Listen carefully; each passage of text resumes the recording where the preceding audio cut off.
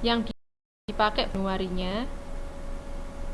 Oke, 50% kali 20.000 sama dengan 10.000. Dari 10.000 ini dapat potongan 5%. Nah ini syarat 5, 20, 30, net 30. Nah, sama dengan 9.500. Kemudian yang B dibayar sesudah 20 hari dalam bulan yang sama. Di bulan Januari 30% kali 20.000 sama dengan 6.000. Jadi totalnya Februari, utang Februari adalah pembelian bulan Januari. Oke. Sebesar 15.500. Kalau bulan Maret berarti pembelian bulan Februari dan Januari. Januarinya menjadi bulan kedua, masuk yang C, 20% kali 20.000. Februarinya masuk bulan pertama. Nah, kalau bulan pertama berarti ada potongan 5%. 50% kali 30, 15. Dan ini 15 ya teman-teman. Di buku 20.000 ini diganti 15. 5% kali 15 sama dengan 750, totalnya berapa? Kemudian yang B 30% kali 30.000 sama dengan 9.000. Totalnya 23.250. Oke. Maka di bulan Maret piutangnya adalah 27.250.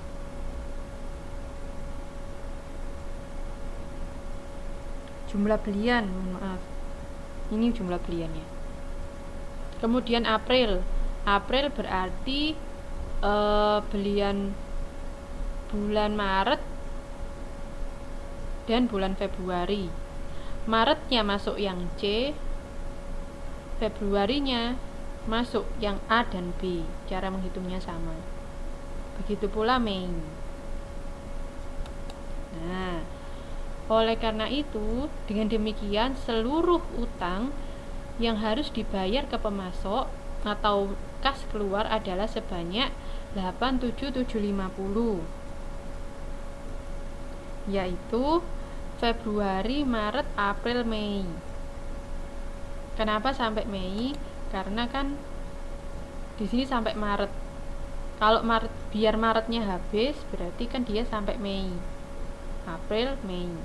Bulan kedua dari Mei, Maret. Ini juga diganti, silakan teman-teman diganti 15.500 bukan 15.400. Totalnya 87.500. Potongan bulan Februari ada potongan 500, Maret 750, April 1000. Potongannya 2250. Maka jumlah belian selama 3 bulan adalah 90.000.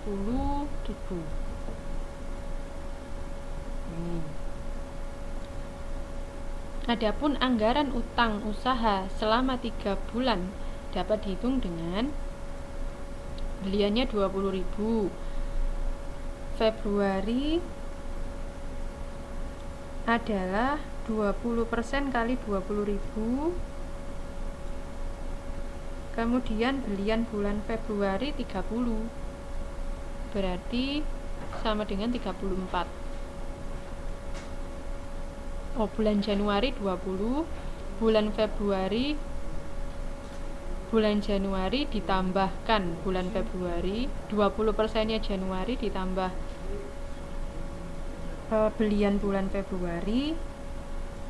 Kemudian bulan Maret 20%-nya Februari ditambah belian bulan Maret.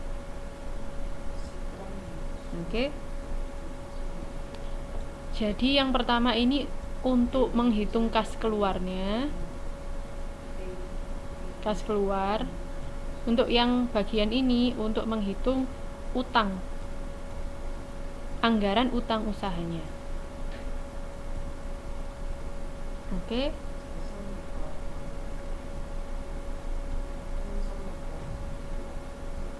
Sampai di sini jelas teman-teman?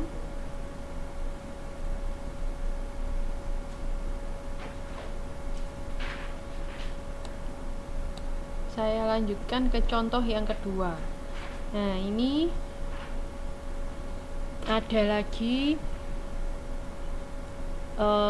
selama 6 bulan. Contoh realisasi dan anggaran belian selama 6 bulan. Syaratnya 30% tunai, 50% kredit sebulan, 20% kredit 2 bulan. Maka ini untuk menghitung kas keluarnya. Pertama kita menghitung kas, baru nanti utang usahanya. Oke. 30% bulan September, 50% bulan Agustus, 20% bulan Juli. Mundur, sama seperti kalau kita menghitung piutang. Oke. Begitu pula Oktober, November, dan Desember. Maka utang usahanya adalah,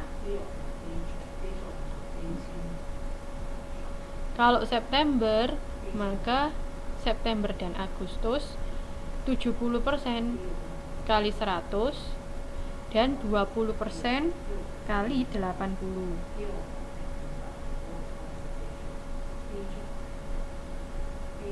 Oke. Sama juga Oktober, November, dan Desember. Ini adalah anggaran utang usahanya. Kalau sebelumnya adalah anggaran kas, kalau ini utang usahanya.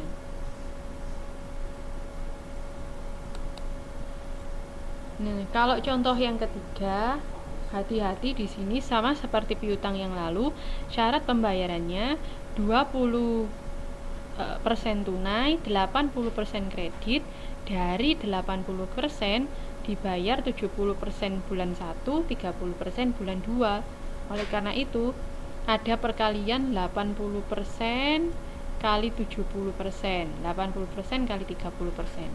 Nah, seperti ini. Ini untuk pembayaran kas. Untuk kas keluar. 20% tunai, kemudian 70% bulan 1 kali dari 80% kali 80.000, seperti ini, dan seterusnya. Sehingga anggaran utang usaha adalah 80% kali utang usaha kali belian pada bulan Oktober, kemudian 30. Di sini 30. Maka di sini jadi 30 kali 80%-nya kali bulan September. Seperti itu. Oke. Ini untuk utang usaha. Contoh yang ketiga.